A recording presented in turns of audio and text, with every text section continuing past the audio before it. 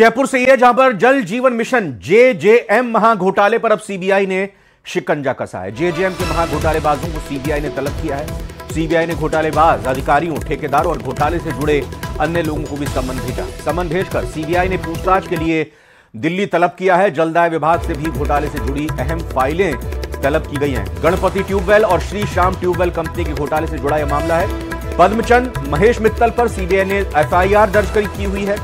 बाकी अधिकारियों के खिलाफ सीबीआई ने भी एफआईआर दर्ज की है। सीबीआई अब मामले में तेजी से काम कर रही है, जांच कर रही है।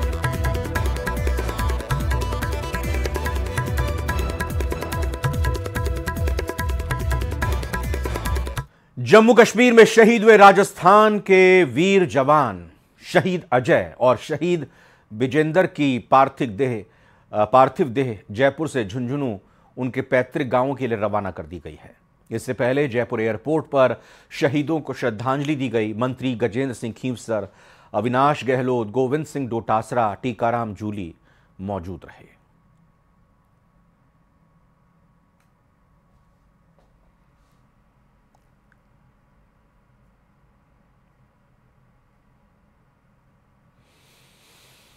तो ये अलग अलग तस्वीरें शहादत को नमन करने के लिए सरकार से जुड़े मंत्री पहुंचे। अब इनकी जो बयान है वो भी एक एक करके सुनाते हैं। सबसे पहले कैबिनेट मिनिस्टर गजेंद्र सिंह खींवसर को सुनने की कोशिश करते हैं। हमारी जो देश को जो रक्षा कर रहे हैं, अब उनका शहीद होना एक हमारे लिए बहुत मॉरली, मेंटली और फिजिकली भी बहुत बड़ा धक्का हमें लग रहा है। और हमारे ये सपूत जो हैं हमारे प्रदेश के हैं, तो आज दिल बहुत दुखी है। और ये लोग अपना घर बार छोड़कर पहाड़ियों के अंदर, जंगलों के बीच में हमारे देश की सुरक्षा और रक्षा और हमारी खुद की रक्षा के लिए है। बहुत दुखद दिन है और उनको सबको शत शत नमन।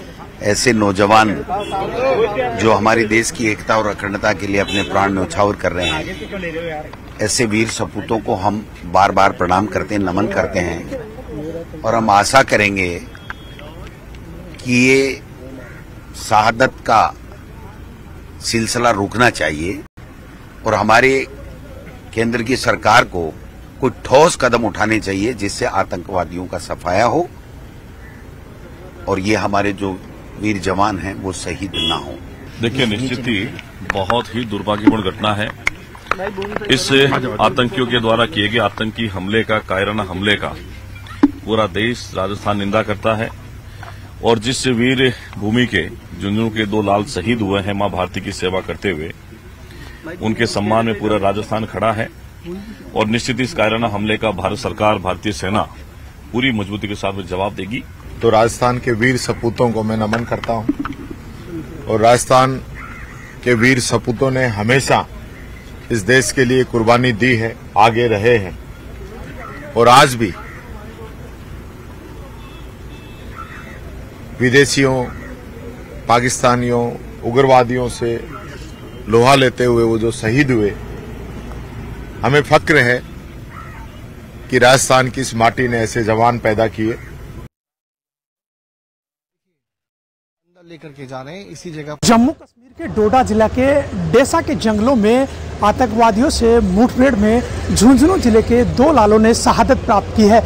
झुंझुनू जिले की बात करूं तो झुंझुनू जिला गौरव सेनानी जिले के रूप में जाना जाता है। देश को सबसे अधिक सैनिक और शहीद देने वाला जिला झुंझुनू है। अब तक की बात करें तो करीब 485 सैनिक हैं, उन्होंने देश के लिए अपनी कुर्बानी दी है। इस समय मैं मौजूद हूं बशावता कला गांव में शहीद अजय नेरुका के घर पर और आप देख सकते हैं कि यहां पर गमगीन माहौल है। साथ ही पूरे परिवार को फक्र है कि उनके लाल ने देश की रक्षा के लिए अपनी कुर्बानी दी है। और ये यहाँ पर सभी जो है वीर जवान सपूत को श्रद्धासुमन करने के लिए, अर्पित करने के लिए यहाँ पर पहुँचे हैं। तो यहाँ कुछ आर्मी के पूर्व जवान हैं, उनसे भी बात करते हैं। किस तरह क्या सूचना मिली और किस तरह क्या जो पार्थिव देह है वो जयपुर से आ रही है? हमारे को शुरू में सूचना मिली अजय की मिसेज को अगवाना कला में वो अपने मायके गई हुई थी। वहाँ पर कमांडिंग ऑफिसर ने फ़ोन किया कि ऐसे ऐसे भाई अजय शहीद हो गया। उनको विश्वास नहीं हुआ, उन्होंने अपने फादर इन लोगों को फ़ोन किया पिलानी कि पापा जी ये बात होगी। उन्होंने फिर बटालियन के 10 RR रेजिमेंट के सुबेदार मेरे से बात की कि बस साहब क्या ये बात सही है झूठ है? उन्होंने बोला बस सही है। उसके बाद 7:30 बजे मुझे पता अजय ने कमल अजय के पिताजी ने मेरे को फ़ोन किया कि भाई चाचा जी ये बात होगी। मैं यहाँ से प्लान गया, पूरे परिवार को प्लान ले गया और मेरे पूरे गांव गमगीन है दुख की घड़ी में। तो मुझे इसी चीज़ का फ़ख्र भी पूरे गांव को कि छोटी सी उम्र में एक देश के लिए इतनी बड़ी शहादत दी है। मेरा गांव तकरीबन शायद ऐसा कोई घर नहीं जिसमें सेना में नहीं है और रिटायर भी हर घर में है और मेरा झुंझुनू गौरव सेनानियों का जिला है। ये जो अजय सिंह ने देश रक्षा के लिए शहादत दी है, झुंझुनू के जो वीर जाबाज हैं उन्होंने अपनी वीरता का लोहा मनवाया है। अभी जो पार्थिव देह है जयपुर से रवाना हुई है, कब तक क्या पहुंचेगी? ये अभी वहाँ से तकरीबन 2:30 बजे या 3 बजे तक यहाँ पहुँचेगी। बात हुई थी वहाँ पर दिनेश सारण है, एक फौजी है हमारा, वहीं पर हमारे गांव का ही है। हाँ, वो उनके साथ में आ रहा है। मैं कहना चाहता हूँ कि जब तक गद्दार देश के दुश्मनों का जब तक सफाया नहीं होगा तब तक इसी प्रकार से हमारे जवान शहीदों की ये पार्थिव देह आती रहेंगी। करसन सिंह शेखावत, न्यूज़ 18 राजस्थान, बैसावता कला, झुंझुनू। और इधर बारां के चौमुखा स्थित प्राचीन गणेश मंदिर का शिखर टूटने के बाद शहर में भारी तनाव पैदा हो गया, जिसके बाद गुस्साए लोगों ने मंदिर पर इकट्ठा होकर नारेबाजी की। मामले की गंभीरता को देखते हुए मौके पर भारी पुलिस बल पहुंचा। बताया जा रहा है कि बीती रात कुछ असामाजिक तत्वों ने मंदिर के शिखर को तोड़ दिया था। सुबह के वक्त जब लोग दर्शन करने पहुंचे तब उन्हें घटना का पता चला। लोगों का आरोप है कि बीती रात संप्रदाय विशेष के लोगों ने यहां से जुलूस निकाला। इस दौरान उनमें से किसी ने मंदिर का शिखर और छतरी को गिरा दिया। घटना की सूचना पर बारां विधायक राधेश्याम बैरवा, बीजेपी नेता आनंद गर्ग भी मौके पर पहुंचे। सभी ने मिलकर बारां बंद का आह्वान किया, जिस पर बारां के व्यापारियों ने बाजार बंद कर दिए। फिलहाल चौमुखा बाजार का पूरा इलाका पुलिस छावनी में तब्दील हो गया है। मंदिर के बाहर लोग धरने पर बैठ गए हैं, हनुमान चालीसा का पाठ कर रहे हैं। घटना हुई है बहुत निंदनीय है और हम पूरे इसके लिए कतई बर्दाश्त नहीं करेंगे। और यहाँ से अब दोबारा जब हमारे यहाँ से हमने डोल मेला निकालना बंद कर दिया और सकड़ी जगह इस वजह से अब यहाँ से कोई भी इस क्षेत्र में से जो भीड़ की जो समस्या है वो यहाँ से नहीं निकलेगा अब दोबारा दूसरा कोई। अभी हम 12 में बाजारों में घूम कर बंद का आह्वान कर रहे हैं और जब तक प्रशासन किसी निर्णय पर नहीं पहुंचता है हम 12 बंद कराएंगे। लोगों से बातचीत कर रहे हैं और देख रहे हैं क्या जो भी इसके अंदर दोषी होगा इन लोगों से शिकायत देने के लिए कहा गया है और इस चीज़ की जांच कर रहे हैं कि ये किसके द्वारा इस प्रकार की घटना घटित की गई है। उसके बाद जैसे भी कार्रवाई होगी वो अमल में लाएगी। दौसा में आज भाजपा की जिला कार्य समिति की बैठक है और इस बैठक में भाग लेने के लिए दौसा पहुंचे भाजपा प्रदेश अध्यक्ष सीपी जोशी और डिप्टी सीएम प्रेमचंद बैरवा का कार्यकर्ताओं ने भव्य स्वागत किया। इस दौरान न्यूज़ 18 से खास बातचीत में सीपी जोशी ने दावा किया कि उपचुनाव में भी बीजेपी की जीत तय है। उन्होंने कहा कि बीजेपी हमेशा चुनावी मोड में रहती है और उपचुनाव की पूरी तैयारी है।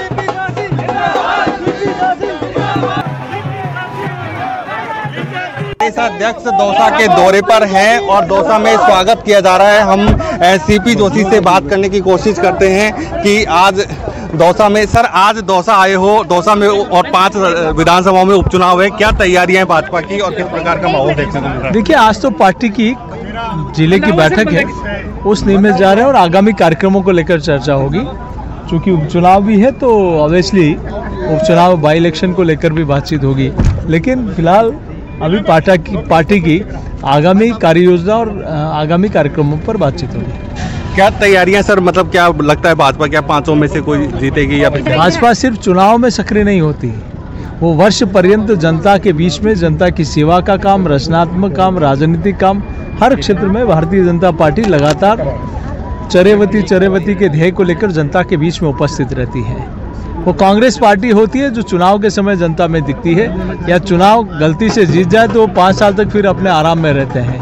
भारतीय जनता पार्टी लगातार जनता के सेवा में सरकार की योजनाओं को एक सेतु के रूप में जनता के बीच में सेतु का काम करते हैं। आप दौसा आए तो किरोड़ी लाल मीणा का इस्तीफे पे कोई बात हुई, क्योंकि वो काफी दिन से चल रहा है? डॉक्टर साहब आएंगे बैठक में, उनका इस्तीफा मंजूर तो होगा या नहीं होगा? हमारे पार्टी के वरिष्ठ नेता हैं। चलिए, थैंक यू। ये थे सीपी जोशी और इनका ये कहना है कि किरोड़ी लाल मीणा भी इस मीटिंग में आएंगे और वो पार्टी के एक नेता हैं और वो यहाँ पर कार्यक्रम में शामिल होंगे। आशीष शर्मा, न्यूज़ 18, दौसा। राज्यसभा सांसद घनश्याम तिवाड़ी ने जनसंख्या नियंत्रण के लिए कानून की मांग का समर्थन किया है। देश की जनसंख्या तेजी से बढ़ती जा रही है जबकि संसाधन घटते जा रहे हैं। तिवाड़ी ने कहा कि अल्पसंख्यक समुदाय की प्रजनन दर ज्यादा है, जिससे आने वाले दिनों में संसाधनों की कमी से देश में हालात विकट हो सकते हैं। ऐसे में वक्त आ गया है कि जनसंख्या नियंत्रण के लिए कानून आना चाहिए। इसके अलावा चीन में, जापान में, सभी देशों में वो इस बिंदु पर पहुंच गए। भारत एकमात्र ऐसा देश है जिसकी प्रजनन दर अल्पसंख्यक वर्ग की 4% तक है। तो ये जो प्रजनन दर है उसके कारण से सारे संसाधनों पर असर पड़ेगा। इसका असर केवल उन पर नहीं पड़ेगा, उनकी पीढ़ी पर पड़ेगा। और दूसरे लोग जो परिवार कल्याण में विश्वास करते हैं और वो काम करते हैं उन पर भी असर पड़ेगा, क्योंकि संसाधन तो सीमित है। भारत का जो क्षेत्रफल है वो बढ़ नहीं सकता, भारत के जो संसाधन है वो बढ़ नहीं सकते, पेयजल के संसाधन बढ़ नहीं सकते। रेल के और कितने का रेल के लाइन डालोगे, कितने हवाई जहाज के हवाई अड्डे बनाओगे। तो ये आवश्यक है किसी भी देश के लिए कि जनसंख्या के स्थिरीकरण के मुद्दे पर एक स्थान पर आकर पॉलिसी बढ़नी चाहिए। इसलिए मेरा आग्रह है कि 10 साल बाद, 5 साल बाद भारत में जनसंख्या स्थिरीकरण हो, इसके लिए आवश्यक रूप से नीति निर्धारित की जानी चाहिए। करौली से खबर है, जहां राजकीय बालिका उच्च माध्यमिक विद्यालय में हॉल की छत गिर गई। हॉल की छत गिरने से कमरों की छत की पट्टियां भी टूट गईं। गनीमत रही कि रात को छत गिरने से बड़ा हादसा टल गया। पड़ोसियों की सूचना पर विद्यालय स्टाफ मौके पर पहुंचा और उच्च अधिकारियों को भी छत गिरने की सूचना दी गई। वजीरपुर दरवाजे के पास बालिका उच्च माध्यमिक विद्यालय है।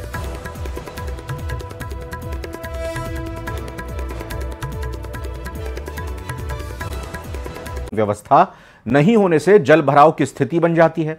नगर परिषद ने अतिक्रमण हटाने की कार्रवाई शुरू की। बमोर रोड पर नालों पर अतिक्रमण को चिन्हित किया और 3 दिन में अतिक्रमण हटाने के नोटिस दिए हैं। नगर परिषद ने 2 दिन में शहर में 46 लोगों को नोटिस थमाए हैं। लोगों में नगर परिषद के खिलाफ नाराजगी देखी जा रही है।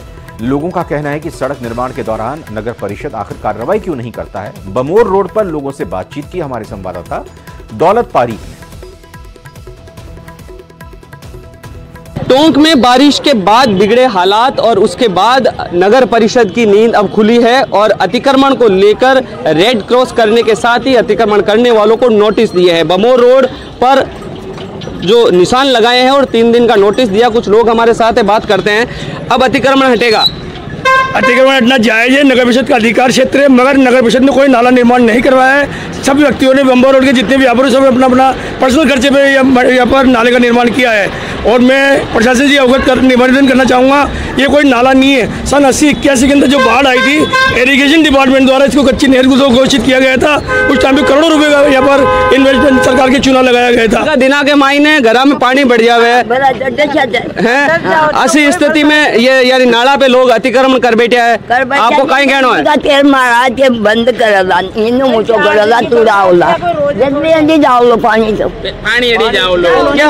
क्या कहेंगे? आपने प्रदर्शन भी किया था उस दिन, हल्ले भी हुए थे तब। अब पानी निकासी की कहीं व्यवस्था होनी चाहिए। पानी तो निकल गए भाई साहब, 2 दिन की बात। उस समय अधिकारी कहाँ थे जब रोड बनी थी? उस समय अतिक्रमण क्यों नहीं हटाया गया? कुल मिलाकर टोंक नगर परिषद समेत तमाम जो एजेंसियां हैं उन पर सवाल खड़े हो रहे हैं। न्यूज़ 18 राजस्थान, दौलत पारीक, टोंक। अजमेर एसओजी ने मेवाड़ यूनिवर्सिटी फर्जी डिग्री मामले में एक और आरोपी महेंद्र सिंह बिश्नोई को कोर्ट के बाहर से गिरफ्तार कर लिया। मुखबिर की सूचना पर एसओजी ने उसे धर दबोचा। महेंद्र प्राथमिक अध्यापक परीक्षा में डमी अभ्यर्थी के रूप में परीक्षा देते हुए पकड़े जाने के बाद से जयपुर जेल में बंद था।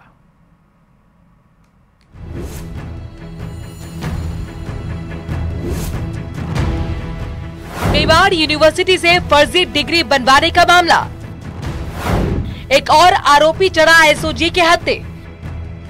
फर्जी डिग्री बनवाने में मदद करने का आरोप।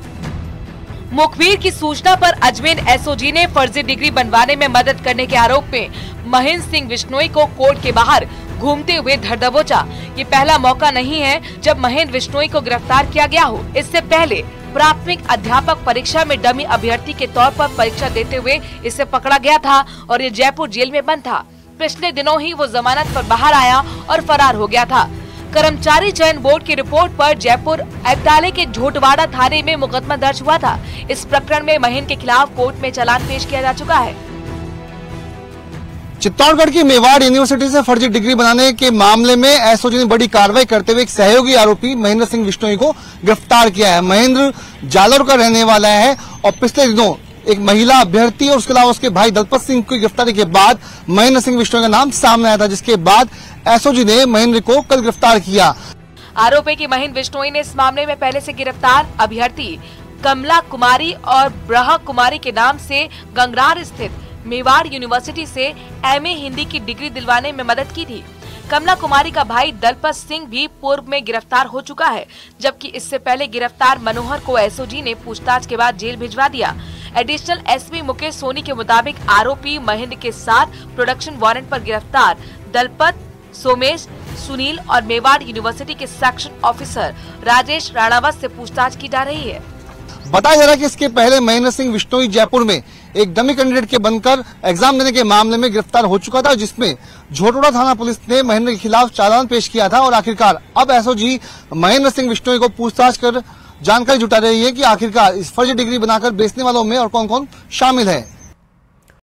गुजरात के सीएम भूपेंद्र पटेल ने न्यूज 18 के प्रोजेक्ट वन ट्री मुहिम की तारीफ की है। भूपेंद्र पटेल ने कहा, विश्व ग्लोबल वार्मिंग की चुनौतियों का सामना कर रहा है। न्यूज 18 नेटवर्क ने इस चुनौती से निपटने के लिए वन ट्री प्रोजेक्ट की सराहनीय पहल की है। पीएम नरेंद्र मोदी ने भी देशवासियों से ज्यादा पेड़ लगाने के लिए प्रेरित किया है। पर्यावरण को बचाने के लिए पेड़ लगाना बहुत जरूरी है। गुजरात के सीएम पटेल ने कहा कि स्वच्छ और सुंदर पर्यावरण हमारा दायित्व ही नहीं, जिम्मेदारी है। भूपेंद्र पटेल ने अपील की, एक पेड़ जरूर लगाएं।